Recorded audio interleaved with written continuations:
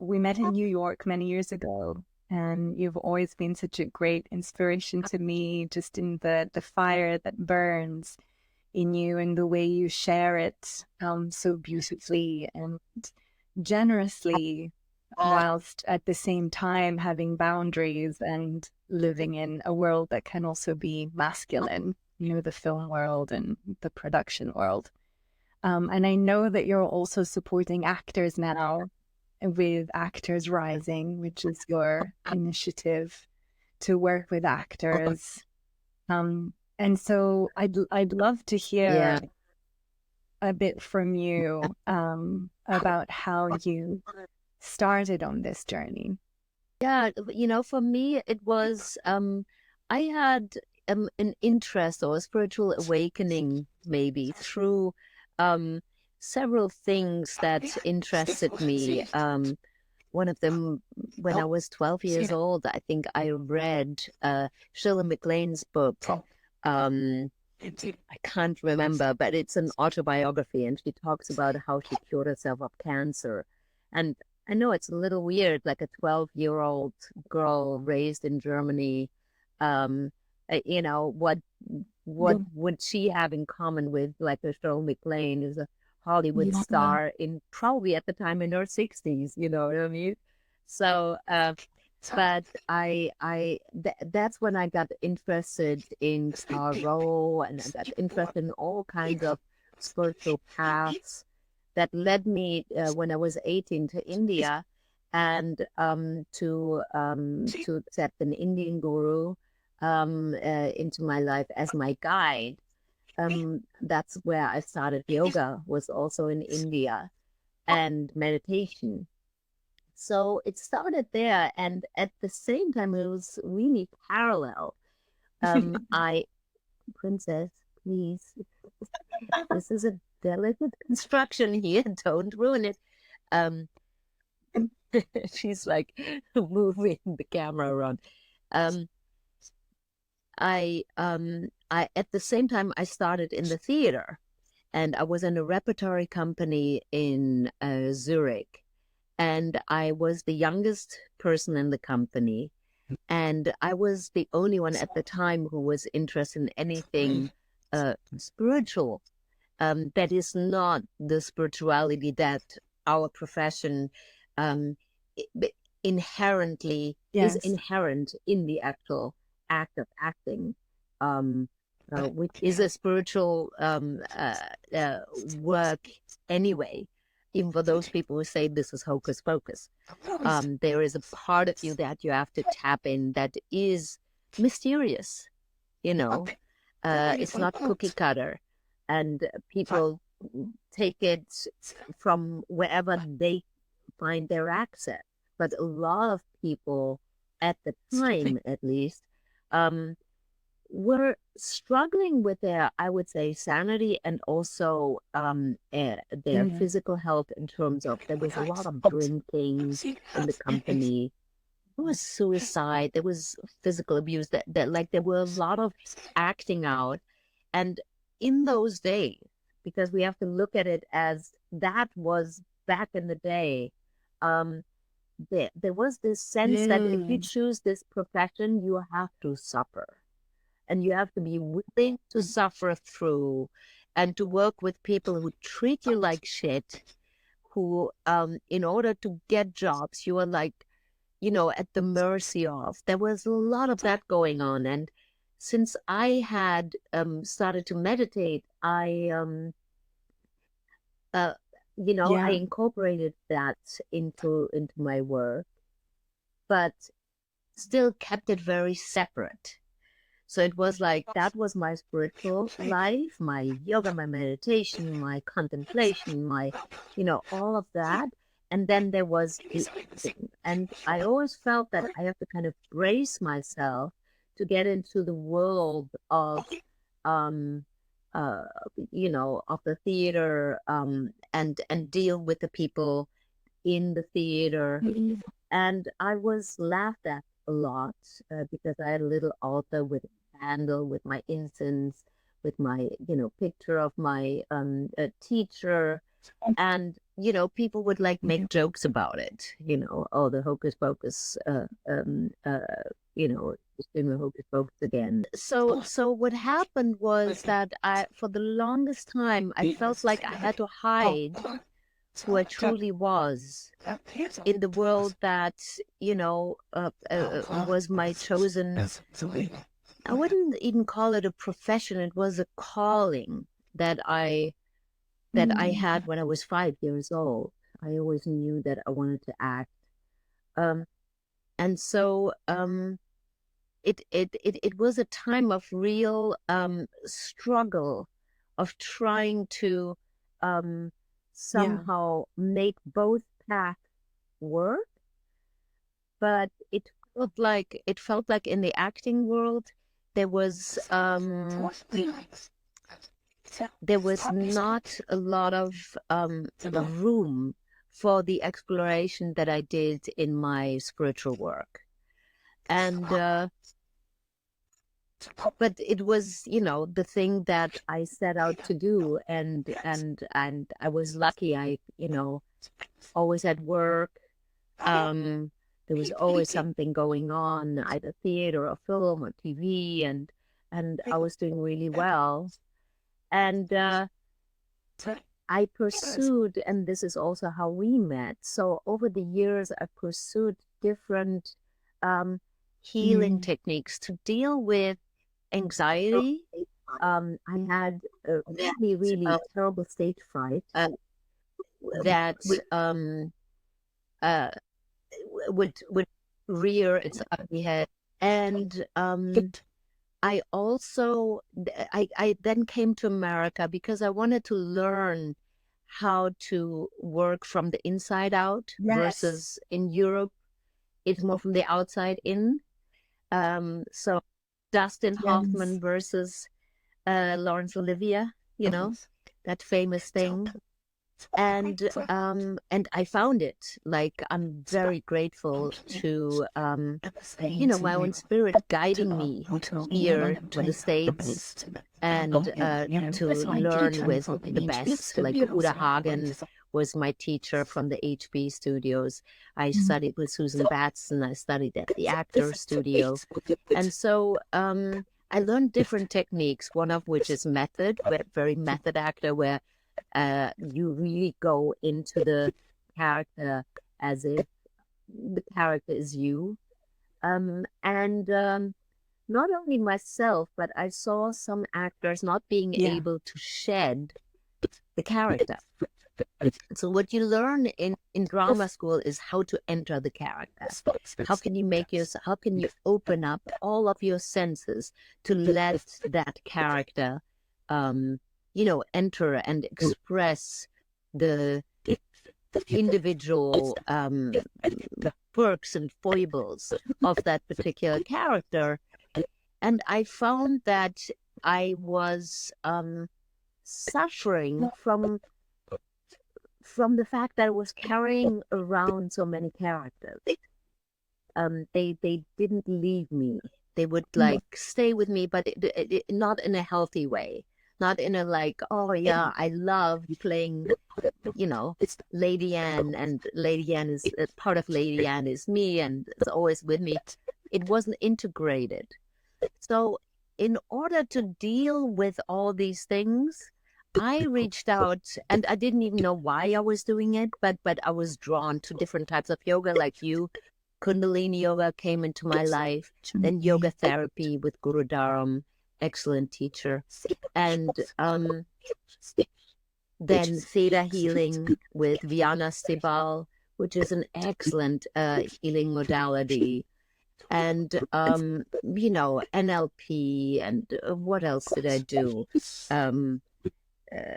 Of course, Reiki, and different somatic healing modalities, right?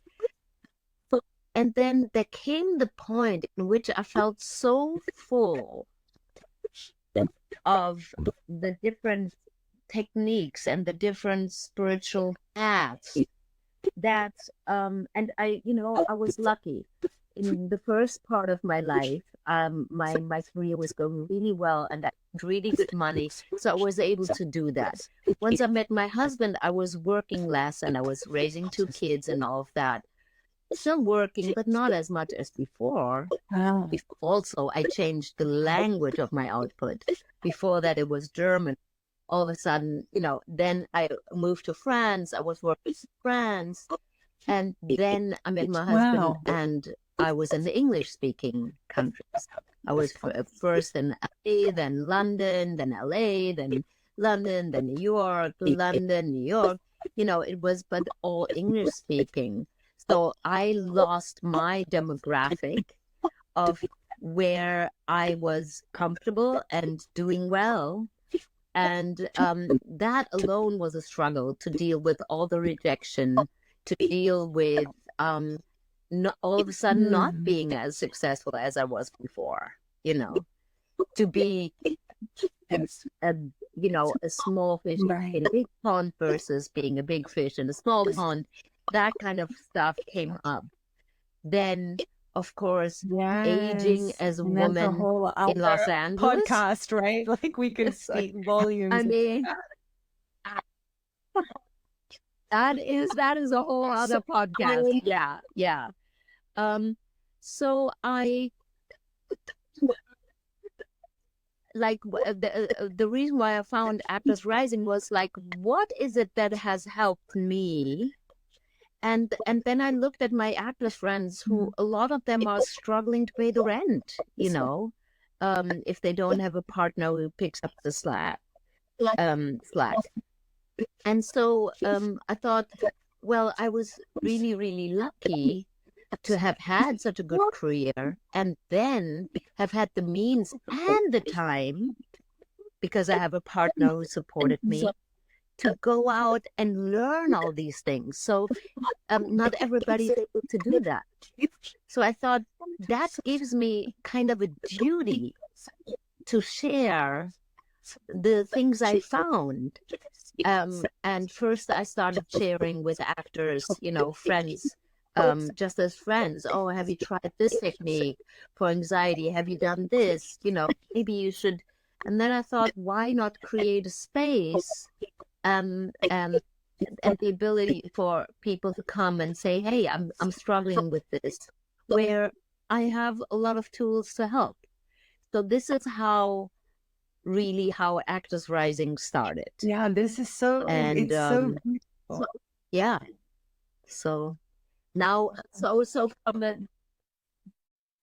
a parallel world of having my acting, directing, like storytelling on the one side, spirituality on the other side, and then now I feel like it's merged and it's integrated. You're more on the cutting edge side, I suppose, because I didn't realize the actors community was so closed to spirituality. But to me, it's always fascinated me, because as I've been learning to channel and feel into my body, I've been very aware that in a sense, it must be what actors do to open their systems to these different energies coming into their bodies and really inhabiting a space fully, and then needing to know what to do to release that energy once they come out of that space. I mean, to me, acting is like channeling, but you're channeling a very specific frequency that you're being asked to channel, rather than maybe just a very open, source connection where you see the frequencies that are, more in alignment with you, that are coming through. And I know you've had that with Venus a lot, and with feminine energies, the sort of that feminine life force energy that really comes through. When I was 8 years old, I had this fascination with archaeology, and I had this big book of archaeology, and one of the statues in that book that was found in Germany was the Venus of Willendorf, and it's a Germanic goddess that was the goddess of fertility. And when you look at her, I mean, like, it is a very round face, like hair I guess were curls, because you could see the curls on the head, right? Like that. And then these two big round breasts and body completely round. And the legs are no longer there, but it was like really fertility in its purest form. And I remember looking at that, and something in me was activated. I felt that that Venus was imbuing me with a sense of the feminine, the power. I remember thinking, I have that power now. Like, I didn't know what it was, but I felt like it's something special that just happened. And, whenever I felt disconnected, I guess, like I would think back on the power of the Venus of Willendorf, and then obviously later on, as I got into different spiritual paths and met different teachers, that came back up, as a confirmation the of what had goddess happened to moving me when I through was a kid. you. Yeah. And I suppose as an actor, you really learn, and you learned later on to really distinguish like the signature tone and frequencies of things. That as an actor and as a healer, I feel we all have to do that to some extent. Absolutely. I mean, what I always say, for me, acting is shamanic work. Because really what you're doing, and I know it's contentious to say that, because it sounds it's cultural appropriation, basically, when you say these things, but I disagree, because a shaman is somebody who's in between the worlds. And what you're doing as an artist, but especially as an actor, because you're actually dealing with a real person who lived, or with an imagined person that was, written, is you're channeling that person and that personality into the now through the words written by somebody else or by yourself, or improvised, that tells a very particular story. And to do that, you have to live between the worlds. You have to tap into something. Of course, there are those actors who just say, oh, you just learn the line and don't bump into the furniture. Like my husband would say that. And I actually love that tip. It's like, just say your lines and don't, because it's really what it means is like, don't make it so complicated. Just do the work and then let it flow. It's about flow. And when you're in the flow and when you're not in the flow. Absolutely. And I love what you say about in between worlds, because it reminds me of the heaven and earth, and bringing the energies down from heaven and embodying them and bringing them into the earth, into an artistic representation of them. And then how do you support your actors? Yeah, absolutely. Because I'm thinking about the people in our community who channel, but how do you support your actors to release? Are there like special tools that you have, or is it a state of mind? Yeah, I mean, it's a little bit of both. It's an individually, there's, it individually is different, of course.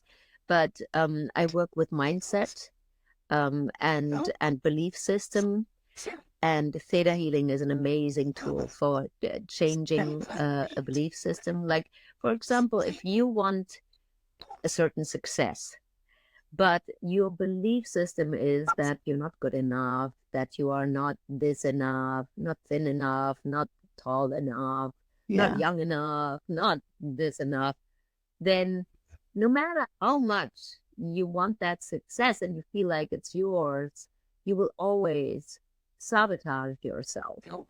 And we all do that. It's not something, that only a few people do. And so a lot of it is that kind of work. And then somatic work, it's breath, working with the breath, working with movement to move, the energy out of the body, that needs to be released. Yeah. So it really is individually. I haven't yet done an in-person group work, but that's on the agenda wonderful. when I have a Because moment. you've been very busy. I know you Yeah. had a web series, Messy, that was really like very well received and won many awards. And I wanted to know the inspiration for Messy. What was it? Because it looks wild and fun. Oh my God, I'm gonna send you all the episodes. It's a wonderful series written by a woman called Kate Warren. She approached me to play one of her girlfriends in it.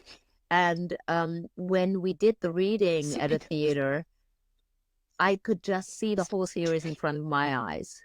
I could see the tone of color. I could see the just and she looked at me because I got her humor, and I said to her, I want to direct this. No, I didn't say it. I thought it. I didn't say it. That was a crazy thing. The next day she calls me and she said, I was wondering if you wanted to direct this. And I said, yeah, that's exactly what I want. But I didn't dare say anything because I had done one short film narrative that I'd written and produced and everything ages ago, and one documentary also a long time ago. So I didn't feel like I could put myself out there for doing this. But everything was in front of my eyes when I saw this. And when that happens, I know I can trust it because it means that the vision aligns, and so that's how it really started. And and I'm working on another show. Well, really what the inspiration here again is, and we're talking about women aging and being seen and being sensual and awake, right? And really what this series is doing is bringing a middle-aged woman and looking, of course, of all the crazy things that happen when you are raising children, when you're going through a divorce, when you're starting dating again with the apps now. And Kate really took her own experience and made it not a tragedy like it felt in her life, but put the comedic element in there and make it digestible and entertaining. It's beautiful because it really, and I only saw the trailer, but it just reminded me of,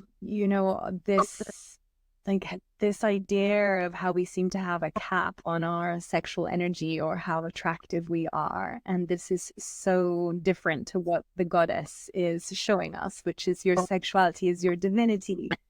And it shows through you in every stage of your life if you can stay connected to your essence, stay connected to that life force energy that's unique to each one of us. And I'd just love to see more of that, how we express ourselves, even as, we age and mature. Yeah, I mean, that's, I just did a comedy in Austria called What a Feeling. And it's about middle-aged women falling in love with each other. So it's a lesbian comedy. And so it deals in the Iranian diaspora as well. It deals with that. So it deals with a lot of contentious themes that shouldn't be contentious anymore, but are still in a humorous way. And I think so what the director Carlotta said a lot is we don't see middle-aged women in their full essence. They become, they slowly become the grannies first, the mothers and caregivers and so and so. But the one thing that gets left out after like mid-40s is like all of a sudden we have no sexuality anymore. We're not sexual beings anymore. Like it's like, okay, that was your heyday and now it's over. And life so different. And when you look at humanity with 50% of humanity, you can count the amount of directors still in the developed world.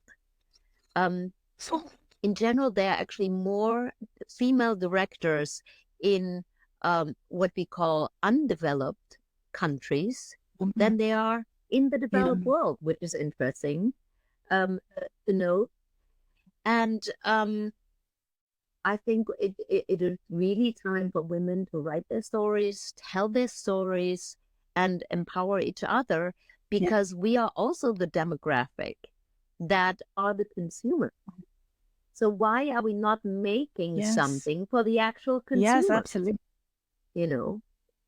Great. So that's why that's amazing. Yeah. I love to hear of these projects. It really, because of course it's crazy to think. I mean, if anything, we really come into our sexuality and come into ourselves and know ourselves better in those years, and 40s onwards, and it gets better and better if you can stay connected to your fire and your life force energy. Yeah, absolutely. I mean, I have to say, most of my girlfriends that are aging up are getting better and better and happier the older they get. So for anybody young who's listening, like, it's going to get better and better and better. I love that. Oh, thank you so much, Nicole. Yeah. Yes, it was so lovely to catch up with you. Is there anything else that you want to share? Any last thoughts or projects that you're working on? I would say, for anybody who wants to see Messy, you can watch it for free on YouTube. It's called Messy. And maybe if you type in Messy episode 1 to 5, because we have 5 episodes so far, and obviously we are working towards, making more. Yeah. And, I'm working on, right now, I'm executive producing my husband's first movie, which is called Glen Rothen, which we're filming this summer your husband, in Scotland. If you don't mind me saying, is the famous actor Brian Cox. And so he's he's directing his first movie, and you're working with him on that. That's amazing. Yes. Wow. Yeah. Yeah. So it's not, the main narrative is not about a woman. It's it's a story about a family distillery. So they are the brothers, but the woman is the expert in there. So we're balancing it with a team that has a lot of also female energy in there. And me, and I love that. So you have that that vocation together that you share, which is beautiful, and have some of that tantric masculine feminine energy.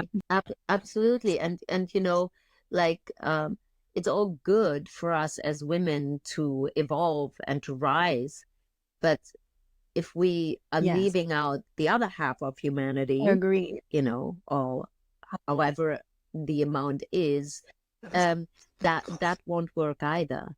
So I think really, as a wise woman, as an elder at this point, I think it's really important to also empower the men, and and non-binary and anybody in between, humanity as a whole. And we have the power, and we have that enough nurturing in us to activate not only ourselves, and it can only start with ourselves.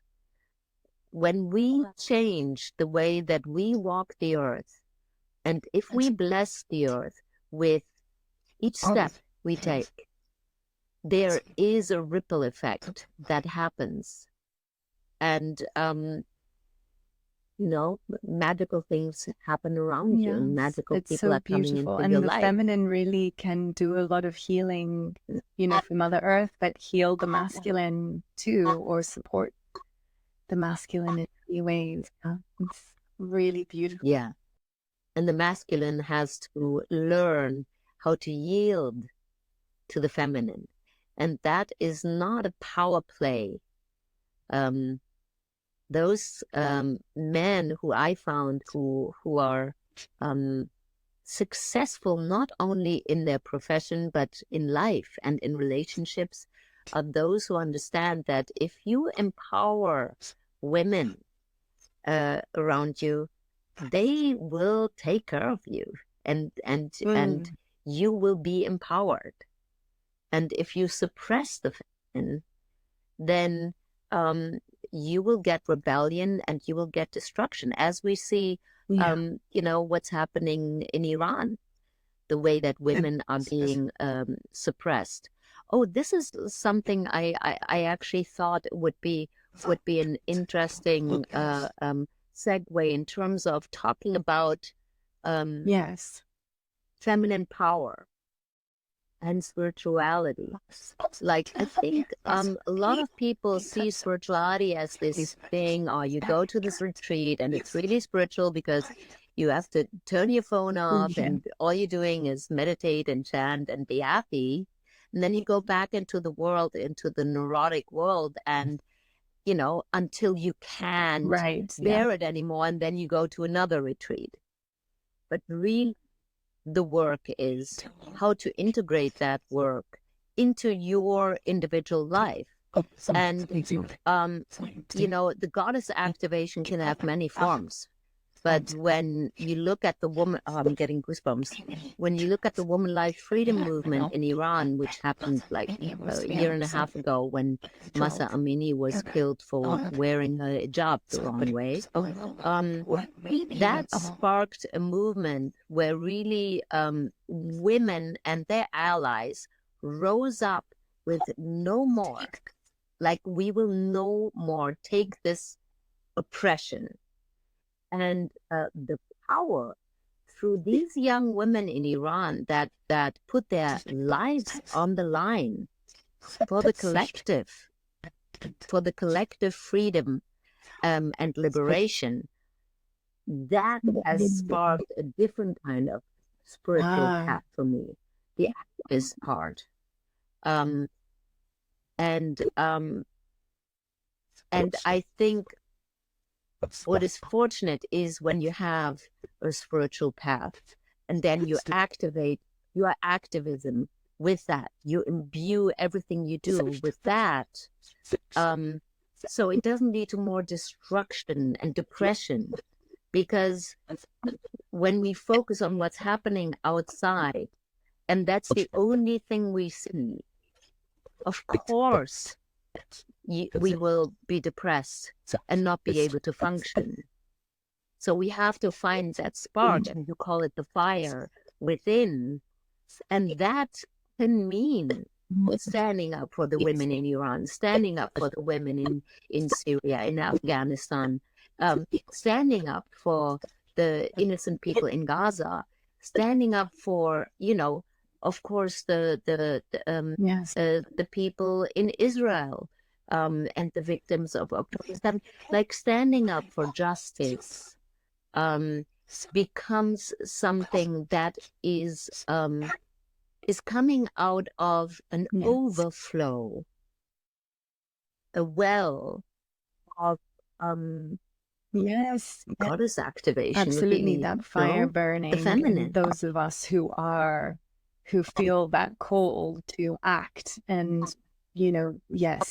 take on that activist archetype and just be in the world with our fire to create change. Yeah, it's not something I was seeking. It's not something I was seeking because I used to have a lot of anxiety around groups of people, like, a herd of people that would really give me a lot of anxiety.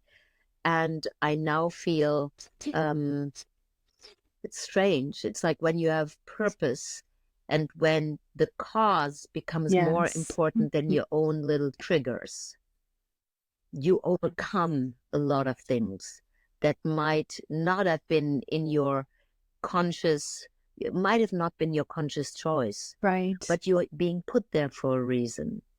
So I Yes, trust that when that happens, you yeah, I know, get that image and of then you exactly like having your going flame in is it. uniting with this sort Oh, of bigger flame of humanity. You sort of get that this sense of unity yeah, that's coming yeah, from this idea of unity consciousness, but that has that active element to it, where let's be on the ground, helping, changing, yeah. having a voice.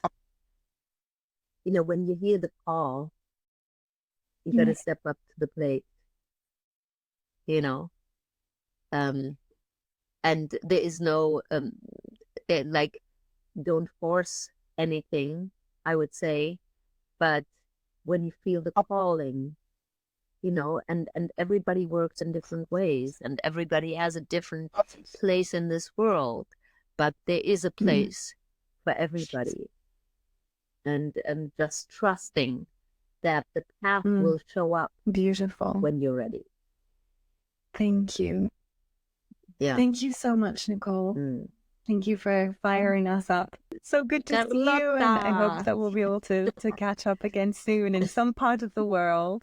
You're going to be in you're going to be in London and Yes, Scotland for yes, a I while really now. hope so. Yeah, yeah. But I'm gonna be in Oh, Greece for a little holiday with my mom and my sister. But other than very that, we'll nice. be in the Very nice. UK. Yeah, Okay. Well, thank mostly. you. Thank you so much for taking the time to be here. And I'm really looking forward to all the beautiful projects that we're going to give birth to. Thank you so much, Carlotta, for doing this important Yes. work. And Thank you. I hope to see you soon.